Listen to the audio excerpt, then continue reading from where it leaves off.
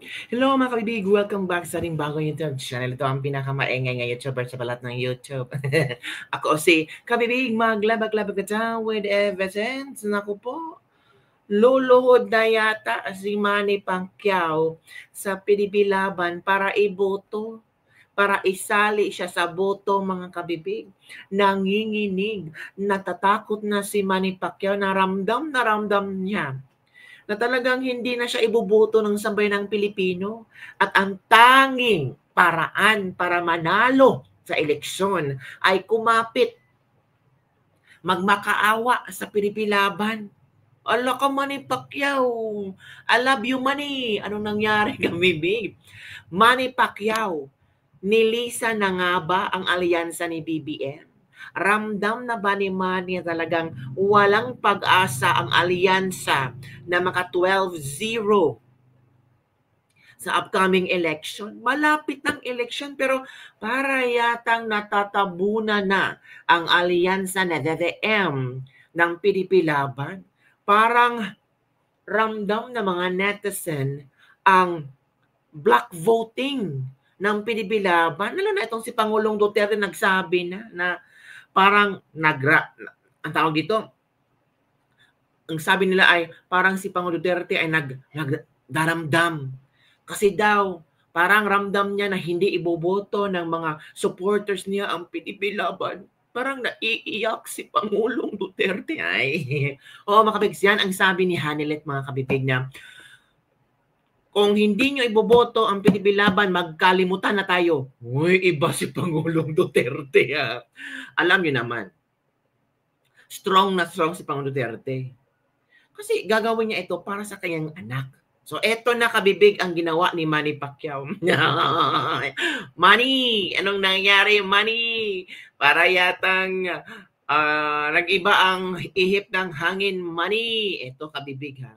Talagang marami ang na-shock sa mga pangyayari ngayon ni Manny Pacquiao. Iyan Na-shock ang mga netizen kung bakit nandyan si Bongo Marcoleta, si Bato, sa One Pacman party list mga kabibig. Bakit dinala ni Manny Pacquiao? Naku po. Ito pa. The camp of senatorial candidate Manny Pacquiao and his local party People's Champs Movement in General Santos City may not do straight voting for the ruling coalition Alyansa para sa Bagong Pilipinas of President Marcos Jr. in the upcoming midterm election. Laglaga na kabibig. Parang hindi daw bobotohan ng straight sa sa local party ni Manny Pacquiao. Naku, anong nangyari Manny Pacquiao? Ito Senator Francis Tolentino parang nakaramdam na sila ng nanginginig na sila. Parang natatakot na sila kabibig. Of course, sino bang hindi matatakot yan? Naramdam naman nila na talo na sila sa PDP Laban. Ang tinawag nilang suka ngayon ay parang niluluto sila sa suka. Nilaglag mga kasama. Pacquiao camp endorses PDP senatorial bets. Nakita nyo naman sa picture, di ba? Kita nyo naman sa picture na para yatang hindi ang alyansa ang inendorso ng kampo ni Manny Pacquiao, kundi ang mga PDP Laban. Manny, ano nangyari? Sabi pa ang chika-chika ba na parang wala na daw pera si Manny Pacquiao or kulang ng fans si Manny Pacquiao para ipagpatuloy ang kanyang campaign. Hala. Dito sabihin natin, basahin natin mga kabibig ha. Ito ang sa politico.com.ph. The camp of senatorial candidate Manny Pacquiao and his local party People's Champs Movement or PCM in General Santos City may not do straight voting for the ruling coalition Alyansa para sa Bagong Pilipinas of President Ferdinand Marcos Jr. in the upcoming midterm elections.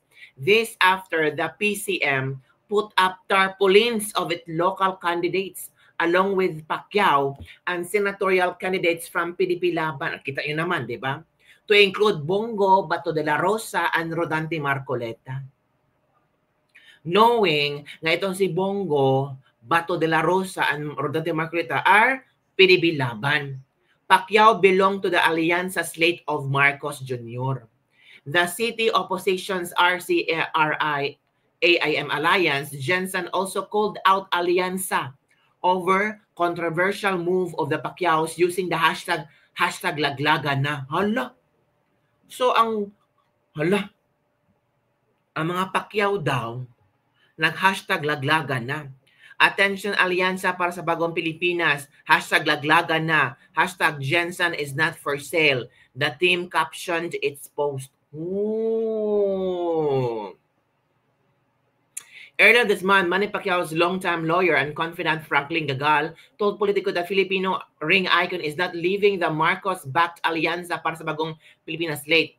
Gagal also dismissed a fake news speaking that Pacquiao has distanced himself from President Marcos Jr.'s ticket. So, hindi pa daw dumistansya si Manny Pacquiao, pero pinipilaban ang inilagay sa kanilang mga tarpaulins. So, read between the lines na lang mga kabibig, no? Babasahin nila natin kung ano ang punto nila. Halata naman, laglagan to the max na to. Oo, popcorn na popcorn talaga ito kabibig. Sabi ng iba, pera-pera lang ang nasa utak nito. Di bali walang integridad. Flip-flop ang panindigan, depende kung saan makabenepisyo sa politika. On the other side, he keeps on saying about retiring from boxing, pero panay laro pa rin kahit nakaranas na matinding knockout kay Marquez dahil lang sa pera. Unya, agi-agion na taog paghilak sa tabaghag sa entablado. Well, Manny has shown his true colors, and the Filipinos so far knew already who he is and what he has politically because in the past, he was given a chance, not once, to prove his worth, resolve, and capability to lead in the political square, but he squandered it all. So by the national level, he's politically done. Tapos na si Pacquiao. Sabi ng ilan, political survival kasi ramdam nila hindi sila mananalo. Palabas lang yan para kuha ng simpatya sa mga supporters sa Tatay Digong. Strategiya ni Manny Pacquiao, paiyak-iyak naman na. Pinibilaban, vote straight, ibasura si Manny Pacquiao, inodoro. Oh, yan si Pacquiao, isang traidor. Huwag yun na yang iboto. Hala. Hindi bulag ang tao Manny Pacquiao, namulat na kami, hindi kami madadala sa pagka-boxingero mo. Manny, walang panindigan, nakakasuka ka. Oh. Not to this man, plastic, pinaka-hate ko sa lahat. Ito, naturingang malakas makasuntok at magaling sa boxing.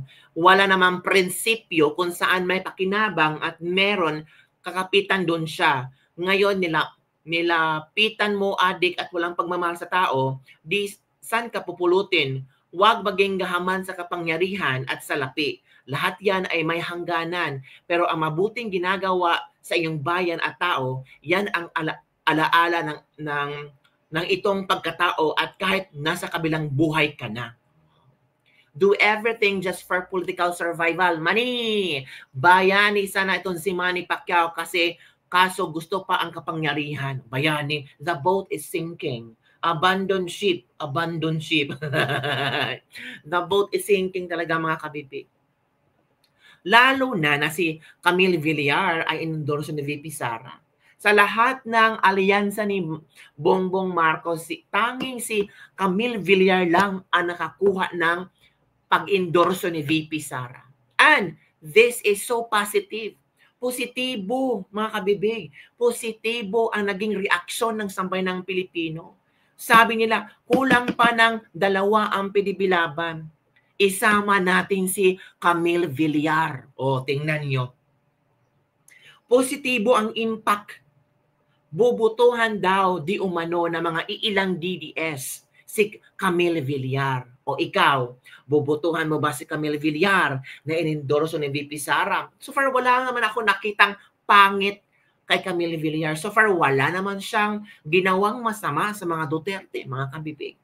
Pati ang pamilya ni Camille Villar, wala namang sinabing masama sa mga Duterte, kundi sila nga ay hindi sang-ayon sa pagpapakulong ng gobyernong ito kay Pangulong Duterte sa ICC. Nag-react nga si Cynthia Villar. So doon pa lang points na. Kaya nga, itong si Camille Villar ay inendorso ni VP Sara sa lahat ng alyansa ni BBM.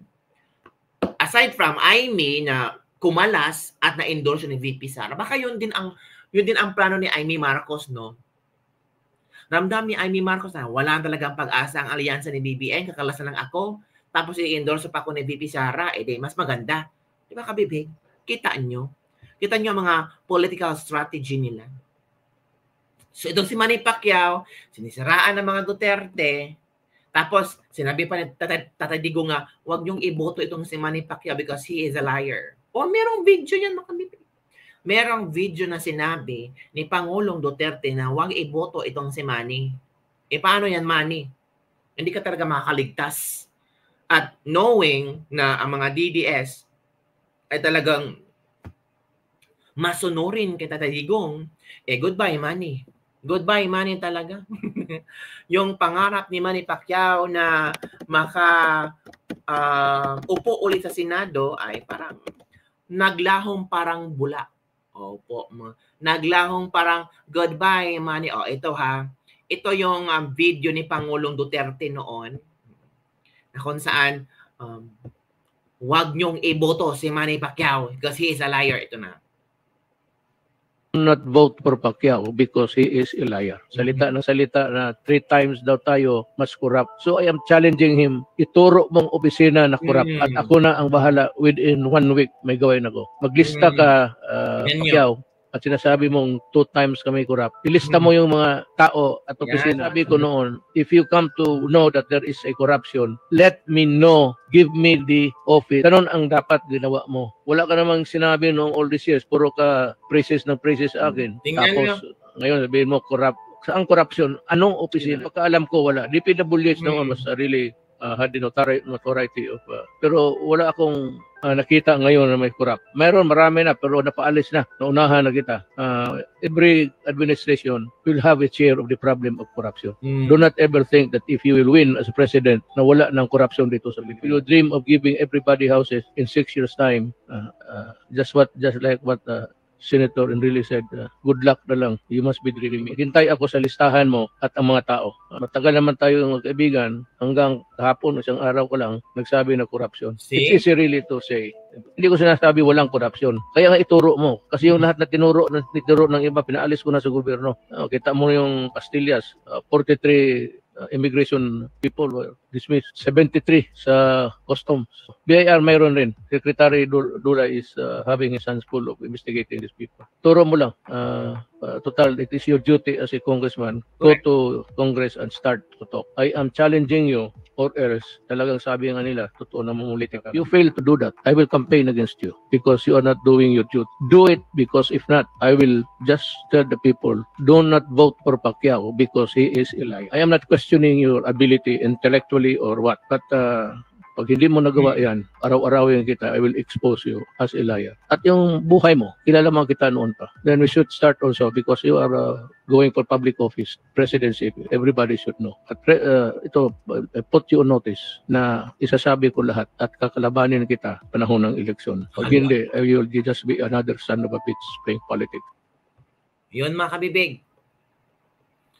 Huwag niyong iboto si Manny Pacquiao. Yun, yung video na yun, matagal na yun, yung tumakbo si Manny Pacquiao bilang presidente. Tapos, sabi ni Pangulong Duterte noon, you praise me so much, magkaibigan tayo, pero nang tumakbo kang presidente, biglang liko.